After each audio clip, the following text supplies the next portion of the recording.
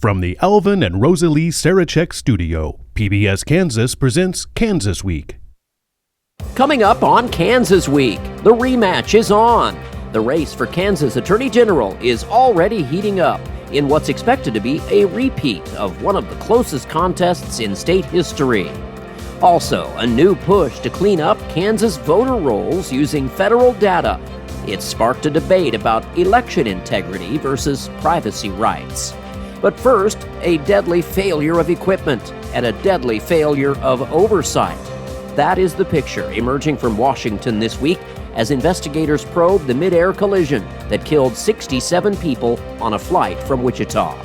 We'll discuss those stories and more right now on Kansas Week.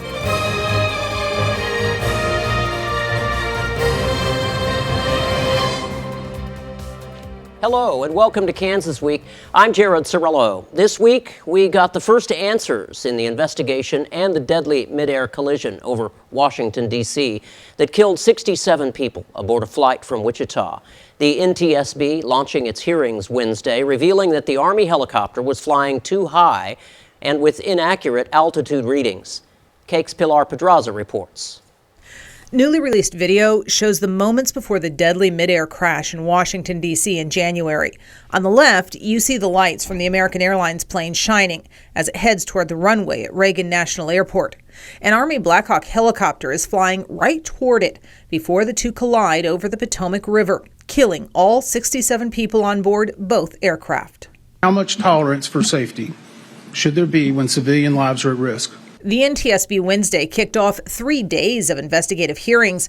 The families of the victims sat in the audience, some wearing pictures of their loved ones around their necks. The agency released thousands of pages of evidence, including new data from the plane's cockpit voice recorder that shows the pilots of the plane verbally reacted to the helicopter less than a second before impact.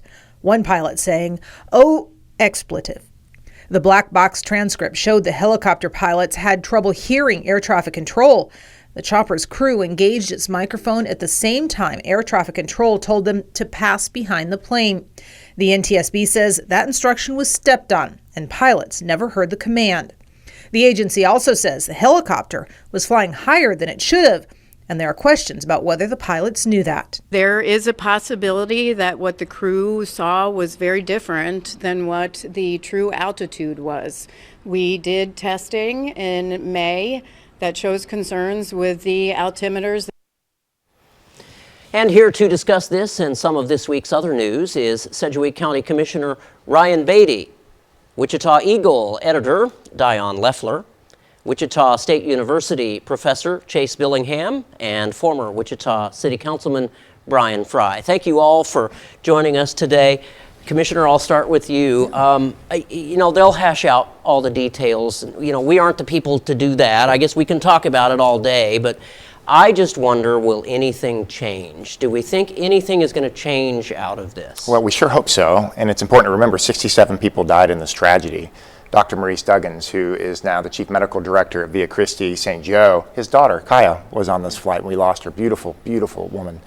So something should come of this. We've got to identify where were the challenges, where were the trouble spots, where were inconsistencies. Was this equipment failure? Was this an issue of air traffic control in regards to the correspondence? And something should come of this. This was one of the worst air disasters in U.S. history.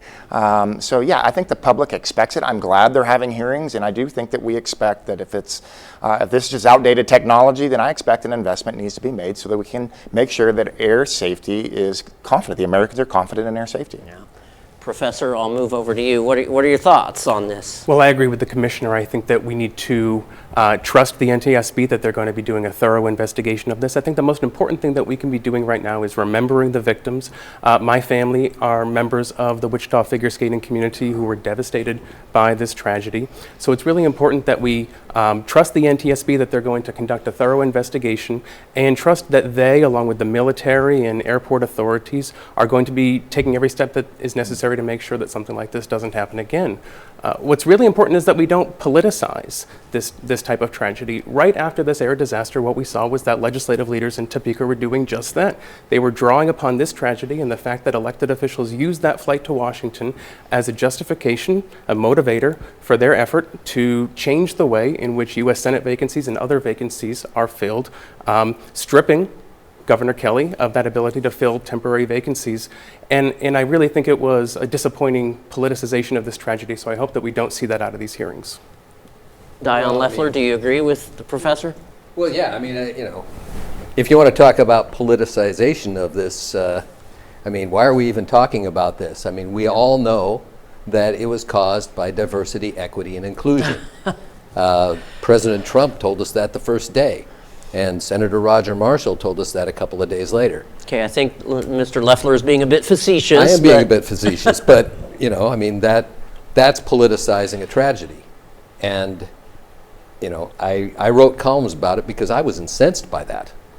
And the frustration in this is that the reason that the helicopter was even there in the first place was they were practicing for what they call continuity of government operations, which is where the important people get flown out of Washington in the case of an emergency.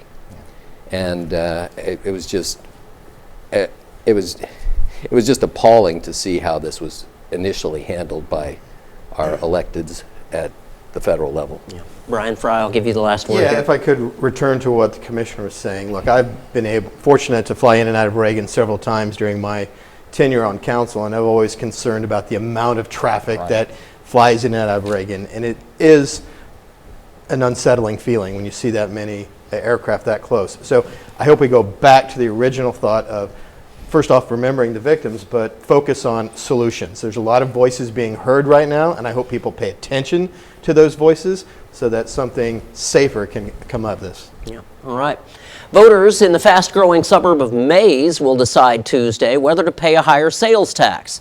A question on the August 5th primary ballot proposes a new 1% city sales tax that would fund infrastructure projects. Officials say 85% of that revenue would go to street and sidewalk repairs, while the remaining 15% would be used for property tax relief. The Mays vote comes as residents also in Wichita's 1st and 5th districts will also head to the polls to decide primary races for city council and school board. Professor, I'll start with you. You've been an outspoken critic about property taxes and sales taxes on your Facebook page in this community, and especially in Wichita. You were upset that the school bond issue failed. And what do you think of this Mays issue? Sales taxes are inherently regressive taxes that place disproportionate burdens on lower income and middle income households. They are implemented by elected officials largely as a way to try to make a case for reducing property tax burdens. But we know that sales taxes disproportionately burden lower income households. That's why the governor led the charge to try to eliminate the sales tax on groceries. But now what you are seeing is local communities across the state of Kansas trying to implement new sales tax initiatives, including here in the city of Wichita. Property taxes are far more equitable, far more reliable source of revenue for local governments. But local elected officials are leading a charge to try to move away from property taxes and towards sales taxes, largely in an effort to give large tax breaks to wealthy homeowners and businesses. Commissioner, Sedgwick County was talking about this just less than a year ago about raising a sales tax in order to lower the property tax. I talk about it frequently, and the only exception I would take to the professor's comment is that property taxes are the most stable, secure form of taxation that we have, and local governments are dependent upon it. The challenge is because of the rising and the sharp increases in recent property taxes, it has put a burden on people. People are stretched, and it's not just homeowners or wealthy people that are doing it. I have anecdote after anecdote of renters. 40% of our homeowners or residents here in Sedgwick County are renters. They also are seeing increases in rent rates because of property valuation increases, property insurance increases. Mays' situation is really unique. They are trying to find a way to offset property taxes, but most most of the traffic that comes into the city of Mays throughout the day is because of the school district. And they're trying to maintain roads, maintain that infrastructure there, because most of the people that are participating in Mays' economy don't live there to pay city taxes. So it's a really unique situation. We'll see how it goes on Tuesday, but I know that all local governments are feeling the pinch of and the stress of burdensome property taxes, and what other sources of revenue can they use. Brian Fry, former city councilman. The city of Wichita did this 20 years ago, or maybe even more than that, to pay for Kellogg repairs. So it was 1985. And by the way, that tax has never gone away to this day. And that was 1985, and it was split 50-50 for property tax relief and roads, bridges, and streets. It never specifically said Kellogg. And that's one of the benefits, because the city has been able to use that money for road maintenance and operational stuff. Whereas I know they're in a fight right now in Johnson County where they're trying to extend a sales tax for public safety, and it's being challenged because they're saying it's for a new project and that it was supposed to be sunsetted, whereas Wichita's had this sales tax that's been allowed to use for growth, for Kellogg, and so forth. Look, Mays is growing, and yes, it's because of the school district. And that also creates more challenges for property tax burden, because that's the highest part of my property tax bill is the Mays School District. But that's also why it's growing. So it's a delicate balance. You need that infrastructure growth to handle the traffic, and I see it every day. Dion Leffler? Well, I find myself agreeing with Professor Billingham that substituting sales tax is just shifting the burden. And it does shift it onto the people who can least afford to pay it. And stop me if I'm wrong, but with the way that the assessments are done, I believe that that businesses reap a much bigger benefit from, that a comparably valued property, business or residential, the residential homeowner just pays about half what the business would be paying. So there really is an argument to be made that shifting property tax to the property tax burden to the sales tax burden is actually harming the people that you're trying to help. And the other thing too is that a lot of the people are eligible for the homestead exemption. Which can they're not going to pay the sales tax, which can reduce their anyway. property tax. Yeah, right. Not their sales, right. But not their sales tax. So I think Professor Billingham has the right of it here. Any response, Commissioner? Yeah, I would just say using it for core infrastructure purposes versus using it as a county. What we've talked about is, institutions like the zoo or Exploration Place, Intrust Bank Arena, they have a pull factor where 25% of all the dollars being spent there are being spent from people outside of Sedgwick County coming to participate in the economy here. So it's the proper use of property taxes versus sales taxes. It's a debate we're going to continue to have, but one thing is certain is that people do feel stretched. They feel stretched. Those on fixed income, those that are small business owners do feel stretched, and property taxes are top of mind for a lot of people. Yeah. Statewide politics now. Democrat Chris Mann has announced Wednesday that he will once again challenge Republican incumbent Chris Kobach for Attorney General in 2026. That move sets up a repeat of the 2022 election, while Kobach won by only the closest margin of any statewide race that year. Mann is a former prosecutor. He has accused Kobach of political ambition, while Kobach's campaign fired back, touting his record on public safety. Dion Leffler, I guess, he accuses him of political ambition. I don't think that's any secret. Kobach is a politician. Yeah, no, that's baked into his DNA. Yeah. And the real question is what do you want out of that office? And Chris Kobach made himself famous for opposing the policies and suing the Biden administration over practically everything under the sun. Still doing it.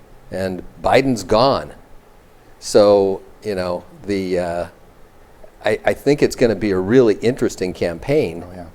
Because you have one guy who's basically a career prosecutor, and you have another guy who's made his mark by opposing democratic policies of administrations that no longer exist.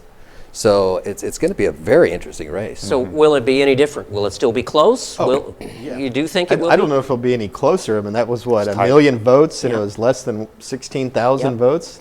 That's pretty amazing. But yeah, I think it'll be by the time it's over, I think we'll all be exhausted because these are the only two people running for this race that we probably can expect. And it'll be a year of campaigning and probably some mudslinging and some, my record's better than your record, et cetera. So it's going to be a very long campaign, and I think it will be very close. Yeah. Commissioner? It was tight. I think it was 1.5% spread across the state, less than 2% here in Sedgwick County.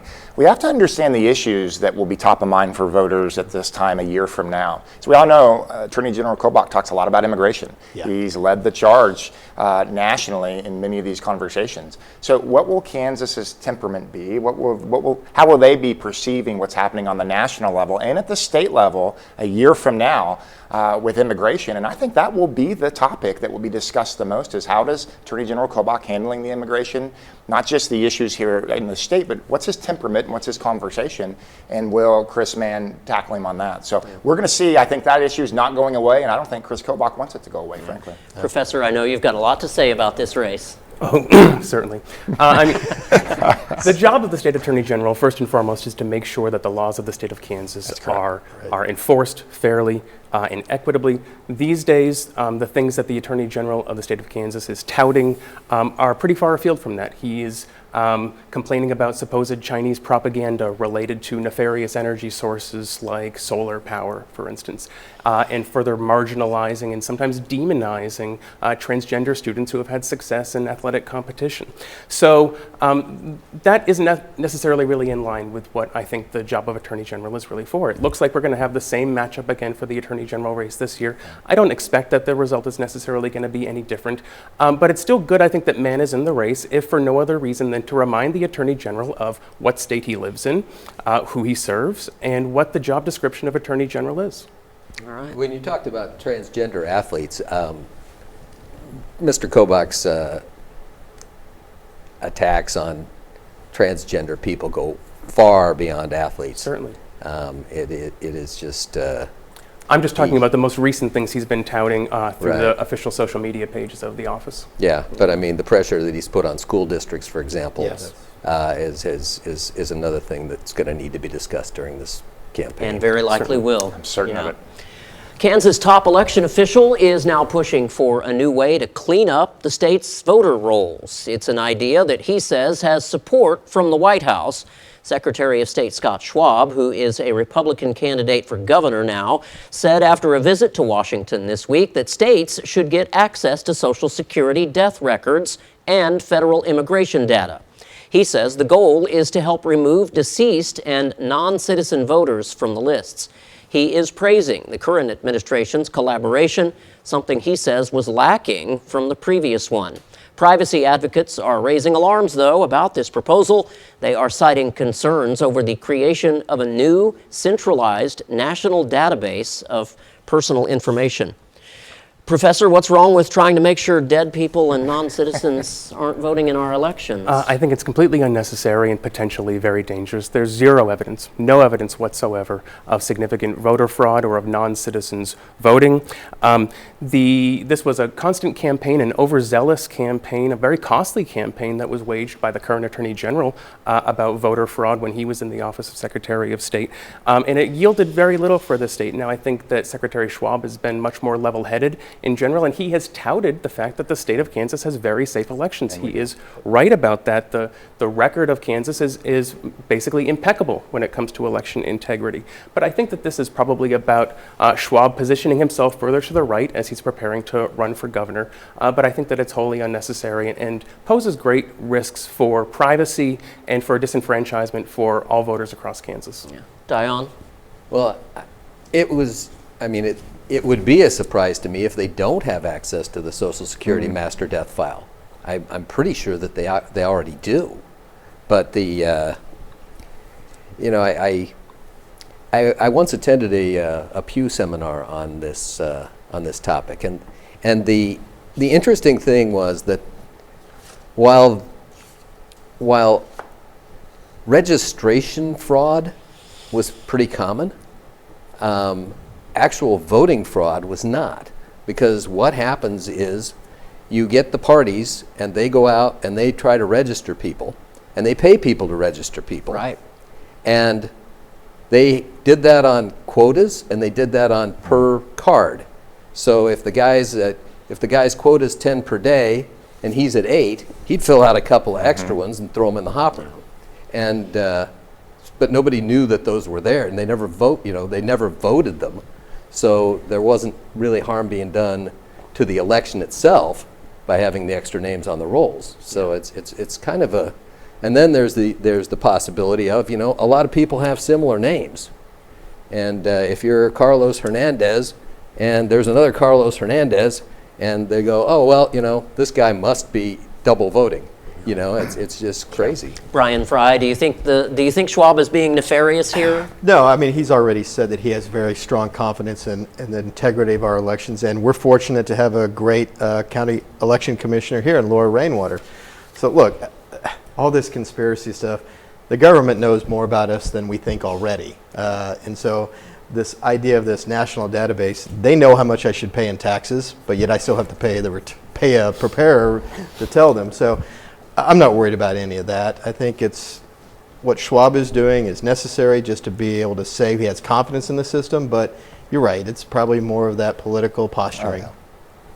Yeah. Commissioner? Yeah, I was with Scott Schwab just yesterday. This topic didn't come up, but what we did talk about was the efficiency of elections, particularly here in Sedgwick County. And he is right. We do a great job here. There is not fraud. There's not widespread fraud here in the state of Kansas.